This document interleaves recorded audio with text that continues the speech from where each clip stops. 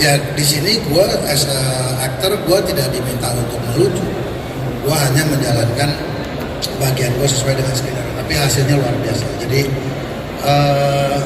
semoga yang nonton juga akan ikut segoblok gue nanti. Amin. Gimana ya? Salah. Maaf. Sorry. Nggak maksud gue. This is goblok in the good way. Iya, ini good way. Ya, amin ini good juga. Iya. Aduh, takut banget ya Allah. Ya. Oh, Ucin, terima kasih banyak. Permisi. Ngeri banget. Gila ya. Gila. Luar biasa. Sini lu Mutu The Max hadir. Gila ya. Gue nggak diajak. Udah. Gue ngapain lu? Sini kena. Iya. Gila. Bukan, lu diri kalau udah duduk sini. Gak pernah diajak promo. Gak ada info apapun. Untung tadi gue lagi nge-mall, gue lagi lewat tiba-tiba ada. Wah, parah banget. Parah lo. Nah, Takutnya ganggu. Ganggu apa? Ya ganggu aja gitu. Tahu deh nih film lo. Tahu. Ya film Kaluna juga lah. Kaluna. Buat Maya. Masa tadi gara-gara dirimu gak hadir ya? Ada yang bilang gini, Kaluna jadi cameo ya, parah banget. Nih anak-anak ini nih. Ngeri banget. Kaluna, Yes. mumpung baru datang nih, kita langsung tanya aja. Bingung gak tuh?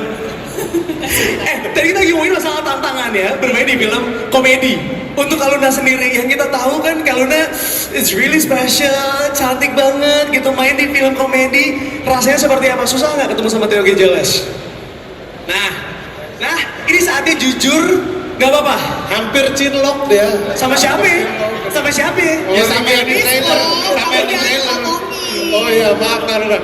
Cuman kan kita nggak enak ngomong, nggak enak sih. Soalnya waktu syuting itu hampir membatalkan semua rencana. Gila.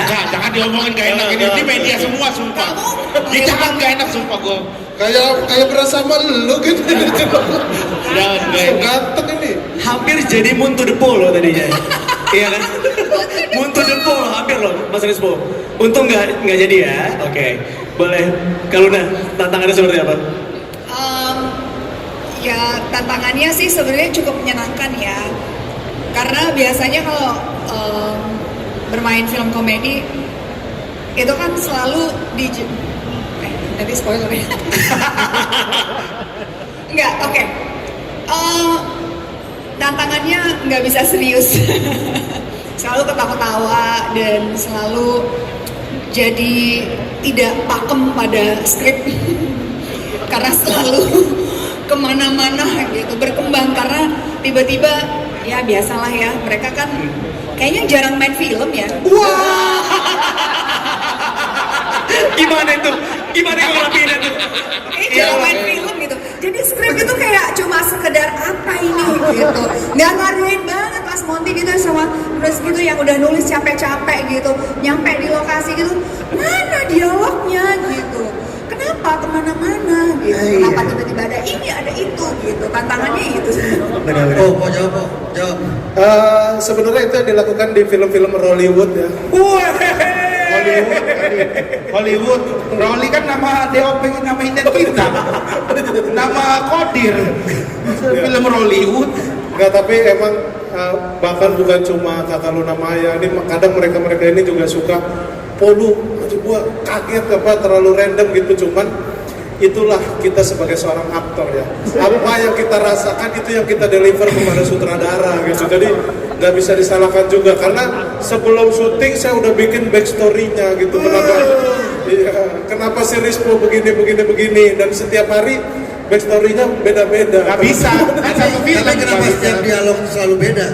Apa? Kenapa setiap teks selalu beda dialognya? Ya itulah. Berubah size beda. Ide kreatif kadang muncul di lokasi, di set gitu, dan sama saya itu pernah ngelihat editor bekerja ya, jadi biar banyak cus aja teman-teman. Ya tapi ngerepotin. Ya. Ngomongin masalah cus, sekarang terbatasan waktu kita boleh cus langsung ya. Iya, makasih, mohon izin. Saya mau maaf Mas Rispo dipotong ya. Iya nggak apa-apa. Iya. Saya mah ini. Apa dipotong? Honor juga sering dipotong ya. Dibongkar di sini. Aku mau ke Nadia sekarang. Nadia, ada pengalaman menarik gak sih sepanjang syuting bareng sama Theo Gejeles ini? banyak banget sih pengalaman menariknya. Kebetulan ini pertama kali syuting sama mereka bertiga. Jadi menarik banget dan sama sih sebenarnya sama Om Bucek. Nggak boleh Om Bucek. Iya, Pak Ceki tadi ya. Mas Ceki. Mas Ceki. Sama Kak Luna, sama kayak karena ini komedi dan mereka emang konsepnya GJLS-nya tuh beneran ya. Jadi emang di set tuh ntar berubah-berubah aja gitu. Benar. Tapi kayaknya kalau lihat dari trailernya kamu ceria banget di sini ya. Kayaknya nggak habis-habis ketawanya ya. Iya sih, karena di luar set juga kita ketawa-tawa dan lebih ketawa-tawa yang di luar setnya. Oh, kebayang sih. Iya. Jadi kamu menikmati banget sepanjang syuting ya. Menikmati. Kemarin ada kecurigaan kita bukan syuting. Apa? Kita kumpul-kumpul aja. Betul. Emang cuma hangout aja. Hangout tiap hari di calling buat disiapin makan, apa datang hangout. Nanti bahas-bahas gini-gini, tahu Nah, sekarang bisa aja. Sekarang kita coba tanya sama trio GJLS ya. Pertanyaan untuk kalian bertiga sama. Ada yang mau diklarifikasi dari semua pernyataan di sepanjang press con ini? Silahkan. Oke, Hipsi duluan. Silahkan Mas Hipsi. Benar sih kalau kata Kaluna, saya nggak menyangka, tapi justru benar. Justru kita berdua aja ya, gua sama Regen itu kadang-kadang nggak tahu apa yang mau dilakuin sama Rispo gitu setelah ini gitu. Beneran? Bahkan ada dia kalau Pak Monty pernah tayangin blooper, jadi ada adegan yang kita bertiga tuh lagi Digigit ngeliat. kuping. Iya, tiba-tiba Rispo gigit kuping Regen, maksudnya nggak ada konteks, nggak ada apa gitu ya. Jadi kita cuma disuruh ngeliatin bapak kita lagi ada kalau di trailer tuh lagi sama si Nadia. Terus kita ngeliatin disuruhnya tuh cuman kalian dempet aja. Jadi kayak seru kayak lagi ngomong di sini karena intens. Tapi dia improve si Rismo ini. Gue lagi ngeliatin lagi fokus tiba-tiba digigit kuping gue. Hah gitu. Dah gue bilang langsung kaget kan. Maksudnya gak ada konteks apa-apa yang kayak gitu-gitu sering banget dia. Banyak banget kayak kita lagi dialog gitu. Dia lagi dialog nih, dia sama Hipsi misalnya. Hipsi lagi ngomong apa, mulut dia gerak ngikutin mulutnya Hipsi. Kayak ngapalin dialognya Hipsi kayak koi gitu, kayak ini ngapain orang ini, suka keganggu gitu. Ini orang asli bener dah. Jadi dia ini troublemaker, bener-bener merusak semua nih. Ya Keluarin aja dia dari GJLS, keluarin deh. Lancar, nah maksimal nggak masuk. Kalau maksimal ayo. Ayo, Dia bingung jawabnya. Boleh sih, banyak kan kejadian. banyak. Ya, Banyak tapi 2 juta kan. Ibu tahan. Oke, Mas Rispo, ada yang mau di-clarify? Jangan Mas, Manggilnya? Om Rispo. Om Rispo. Ya, itu, tapi itu juga salah satu saya sama Pak Monty sama teman-teman GJLS agak ini apa? Itu kenapa baru hari itu saya gigit kuping ya kan? Baru di-cut, tahu-tahu udah ada di Instagram Pak Monty kayak terus saya jadi mikir kayaknya yang saya lakukan gak layak bioskop deh. Terus di-upload gitu. Boleh nanya nggak? boleh. Rasa kupingnya apa? Yang kiri wangi Yang kiri apa tuh? Regen yang kiri itu agak asin sedikit, ada asamnya gitu. Ya. Yang Kalau kanan? Yang kanan lebih ke balado. Oke, sebelum ini obrolan tambah lanjut ya, kita harus hentikan obrolan ini dulu karena kita mau buka pertanyaan untuk rekan-rekan media yang mau bertanya. Please jangan banyak-banyak, waktunya terbatas banget, boleh silakan. Oke, tim boleh mungkin silakan. Dua orang. Oh, boleh sih. Ini, ada 3 orang berarti. Boleh. Nah, Ya udah. di sebelah situ dulu. Nanti silakan. situ baru yang ini. Siap mas, sebentar ya mas ya. Hai, dengan siapa dari mana Boleh silakan? berdiri Mbak. Diri, Mbak. Sebelah sini. Boleh silakan Kak, perkenalkan. Mati. Oke, aku yang sana, oke. Nama? Bisa? Halo, cek. Hai, yes, silakan. Halo teman-teman semua, sekali lagi selamat atas rilis poster dan trailernya. Semoga sukses filmnya. Amin. Nah, aku mau nanya dari tadi kan. Namanya siapa, Oh Mbak? iya, maaf saya lupa. Saya Reda dari suara.com. Rere. Rena dari Oh, Rena, suara.com. silakan. Aku mau nanya, dari tadi kan ngomongnya soal teknis film segala macam. Tapi yang pengen aku tahu adalah mungkin Pak Monty atau teman-teman GJLS bisa cerita kenapa sih ngambil cerita soal ibu-ibu gitu, itu terinspirasi dari mana ceritanya? Terima kasih. Terima kasih Mbak Rena dari Suara.com. Silakan, ada yang mau menjawab? Pemotif mungkin? Jangan tunjuk-tunjuk. Mas Riki udah capek banget kayaknya. Siapa yang mau jawab? Saya lupa mbak. Pokoknya waktu itu kalau nggak salah kita lagi tanya ini judulnya yang cocok apa ya. Berbagai opsi udah kita obrolin, nggak ada yang cocok juga. Iya, ide gue ya. Ide Pamon, Nah ibu itu kita ibu kalau sering judul ya. disangka itu, oh ini pasti karena ide GJLS nih judulnya ibuku ibu-ibu. Sumpah itu idenya Monty Tiwa teman-teman. Kalau untuk judul ya, tapi tadi Judulnya. bertanya. Tapi memang ini judul yang sangat mewakili sih. Kenapa? Betul. Karena Tapi pertama kan- pas denger kan, lu Iya. juga pasti kalau denger Aneh banget. nggak jelas, aneh banget. Ya udah itu GJLS. Oh, ya Nggak jelas dan aneh banget. Dan apalagi kita juga mungkin waktu itu test drive-nya nanya ke orang-orang, ini udah goblok banget sih. Jadi selalu ukurannya itu goblok. Nah, ini kan saya mau tambahin aja dikit ya kan, berulang-ulang nih kita dengar dari tadi diksi goblok. Goblok apa? Goblok IQ, goblok bego, gitu apa gitu. Menurut saya, kenapa kita bilang ini dengan kita patenkan dengan jatuh siap goblok, ini film tergoblok, orang-orangnya goblok. Kayaknya negatif kan, tapi enggak juga. Ya, kita hidup di negara kita hidup di negara yang random. Ya, iya kan? Saya berani bilang ini film yang paling banyak menabrak aturan, pakem. Dan bukankah begitu Indonesia? Aturannya kayak apa? Kok dilanggar? Kayaknya undang-undangnya gini deh. Lah kok itu boleh?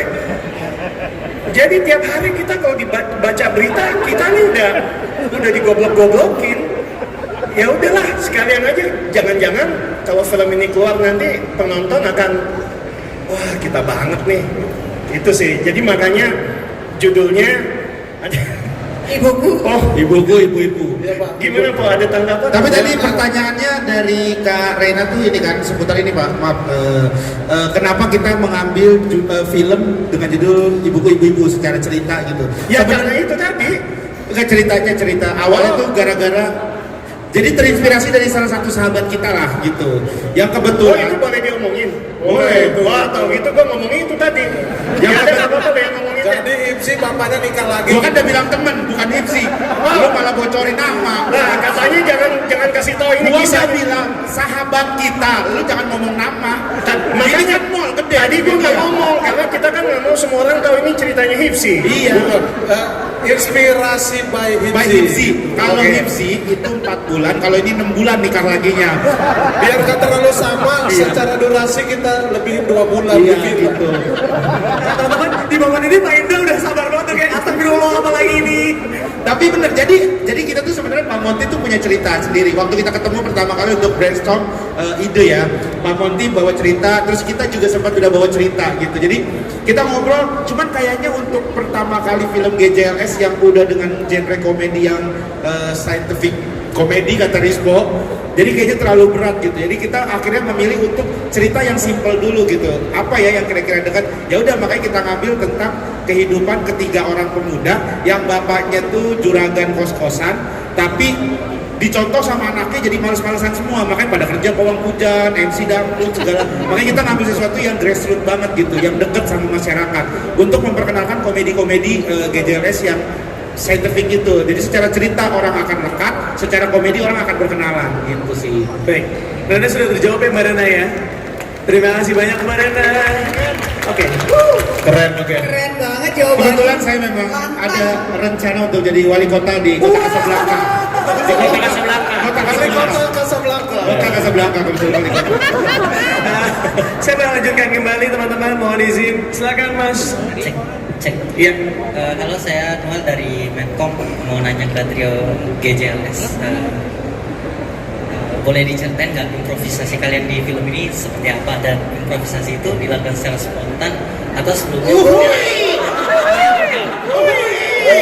dilakukan atau kalian diskusi dulu baru dibawa ke lokasi syuting? Oke. Boleh, kita cerita dari scene 1 dulu. Scene 1 kan ada yang seru. Karena dia hanya bercapa aja. Ya, nggak usah.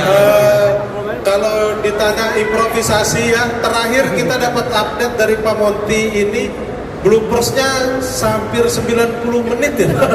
Satu film dikumpulin bloopers sampai ya kayak gitu, karena kita improvisasi itu bagian dari kita senang ngerjain film ini gitu, karena kita pengen coba kalau gini gimana, kita ada ide coba gini, siapa tahu ada yang lebih bagus. Dan Pak Monty itu terbuka banget gitu, jadi ayo udah mau ngapain GJLS gitu. Cuman kalau kita udah aneh kayaknya gini deh dikit gitu. Terus ya jadi gitu, improvisasi banyak banget, bukan cuma gua sebenarnya, kadang ada Regen gitu, Himzi juga ada improvnya, ada improv gua sebenarnya yang disuruh mereka gitu. Tapi dimarahin Pak Monty. Pernah satu gua dimarahin. Iya, ada satu adegan di depan rumah gitu, tapi tiba-tiba abis adegan ini lu tiba-tiba bilang ada tukang somai gitu, terus dilakuin sama dia gitu, terus dimarahin sama Pak Mon. Lu ngapain po? Kan scene ini harusnya lu sedih. Scene ini harusnya lu sedih. Bukan lu mau makan somai po. Lu harus pikirin scene berikutnya. Iya gitu. Jadi kadang-kadang juga ya kalau ditanya ada persiapannya, kadang-kadang kita udah bikin skripnya itu udah lucu gitu kan. Itu juga dibantuin juga sama kreatif konsultannya Bang David Nurbianto juga ya, sama tim skripnya juga dari Pak Mon, Bang Reza sama Bang Ano. Sama Pak Mon juga gitu. Dari skripnya udah lucu, terus pas mau adegan kan kadang-kadang ngeliat ini juga ya kayak setnya bisa diapain atau misalnya orangnya bisa diapain. Nah itu kadang-kadang kita diskusi juga, oh kayak gini aja nih enaknya sama Pak Mon, kalau kayak gini gimana? Pak Mon juga ada ide apa, dari Bang David juga ada ide apa. Nah bahkan itu udah yang diobrolin. Nah pas di set, nah itu bisa ada tambah-tambahan lagi gitu. Jadi banyak sekali kejutan-kejutan. Bahkan Rispo ini kadang-kadang dia improv itu bukan untuk kebutuhan film Bang, dia improv untuk menghibur kru ya Pak ya. Sering banget dia buat off air-nya. Nah udah kru udah ketawa oke gitu. Sering banget itu dia lakuin gitu. Masya Allah baik banget ya Mas Rispo ya. Iya. Dia aja nanti di sini kita udah bubar, dia masih mau menghibur teman-teman. Jiwa penghiburnya tuh nggak bisa dikalahin. Best. Bahkan nanti setiap ini tenan-tenan yang ada dia akan samperin untuk menghibur. Keren. Menghibur ya hibur. Dan katanya juga mau bagi-bagi ya. Bagi-bagi. Bala-bala ya. Soalnya Rispo lagi banyak duit. Mohon maaf Kak Luna ini, kok jadi beban di saya doang. Dia sapinya laku banget Kak. Dia jualan sapi. Oke. Apalagi mau Idul Adha kan. Biar bebannya makin banyak, Mas Rispo boleh memberikan closing statement untuk hari ini, silahkan. Iya, kelar nih. Panjang nih.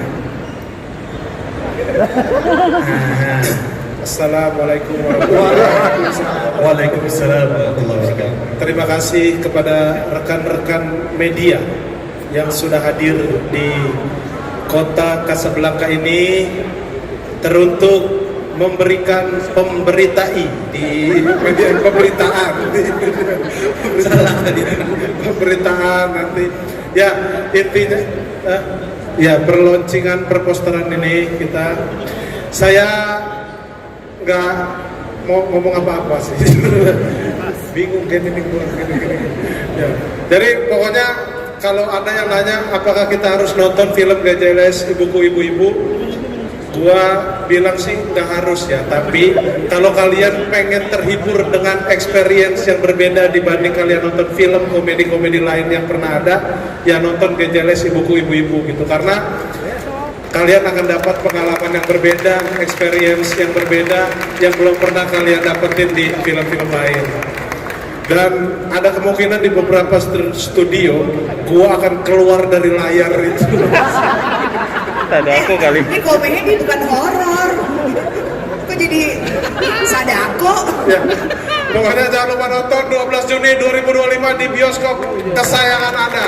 Siap goblok. Silakan buat semua orang dan juga kru dari GJLS Ibuku Ibu-Ibu. Sebelum kita mengakhiri momen yang satu ini, kita boleh berfoto bersama. Kami persilakan. Penonton ada karena tanah semua kelewat itu. Kita ingin mencetak sejarah, akhirnya bioskop kembali buka 24 jam lagi. Sampai di tangga-tangga gitu. Iya, karena film-film modern itu layar masih sedikit, sekarang layar banyak. tapi sampai tetangga-tangga gitu mall penuh ya. Lanjut tidur yuk. Udah makan belum? Kalau nanya dong, Ya, ini kan akhirnya kalau kembali nih untuk di komedi ini mungkin pertimbangan utama kalau bisa memutuskan untuk main di komedi lagi itu apa sih? Karena kan image kalau udah sebagai ratu horor di Indonesia. Ada tantangan nggak kalau ketika syuting komedi ini? Saya akan bikin saya jadi ratu komedi. Komedian pendatang baru, bro. Lagi tapi. Pengen aja sih gitu. Alhamdulillah akhirnya ada genre yang lain yang dinawarin. Kita sebagai pemain pengennya bisa cross genre gitu. Terus yang explore nggak cuma horor aja. Kangen banget syuting drama, action, komedi gitu. Cuma memang kan aku juga paham mungkin dari segi bisnis dan segi mana ya, mungkin dari produser dari apa memang ya bisnis apa yang lagi dimainkan pasti kan orang akan coba untuk risk. Tapi aku rasa sih kalau komedi itu salah satu yang aman juga kita main karena ya orang kan pengen ketawa-tawa, tapi kalau nggak dibikin lagi sama dia ketawa itulah hiburan gitu. Nah, itu yang penting. So I think mudah-mudahan dengan BTS ya kita udah lihat agak lain sukses banget. Mudah-mudahan komedi juga bisa juga ikutin langkah untuk punya tempat yang khusus sehingga penontonnya juga nggak cuma sekedar nonton aja, tapi kita support gitu sehingga lebih beragam lagi film Indonesia itu. Pengennya sih seperti itu. Jadi mau dibantu teman-teman selalu beritain bagaimana ya perjuangan kita membuat film itu kan nggak gampang ya. Kadang-kadang orang gampang kayak cuma kurang yang lainnya tuh banyak banget perjuangannya gitu. Kalau kita pengen bikin film yang bagus ya pertama harus disupport dulu. So please do support and ya hopefully kalau ini bisa at least menjadi kayak ada lain gitu, akhirnya kan penonton Indonesia punya genre yang menjadi pilihan. Kita dulu punya Warkop, ada Susana yang horornya, terus dramanya mungkin Putri Skin dengan Sama Raharjo gitu. Jadi lengkap kan secara genre. Jadi harus kita bagi juga sinema Indonesia kita bisa lagi jadi Oke. Gimana ya jadi jual pada anak-anak? ada juga atas bawah kan? Ngomongnya nyambung dengan aturan saya kayak ngomong tanya nih kita mesti ngomongnya apa?